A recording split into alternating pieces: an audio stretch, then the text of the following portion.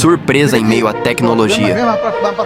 No estúdio da Worldview em São Paulo, a maior loja de equipamentos audiovisuais do Brasil, o empresário Abdala combinou um ensaio fotográfico e surpreendeu sua esposa Zainab com um buquê de rosas no dia do seu aniversário. Um gesto simples, mas cheio de amor, eternizado pelas lentes de Gui Sampaio.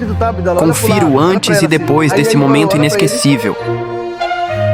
Só um detalhe: as cenas foram repetidas com direção do fotógrafo Gui Sampaio para garantir as melhores imagens. Confira o resultado.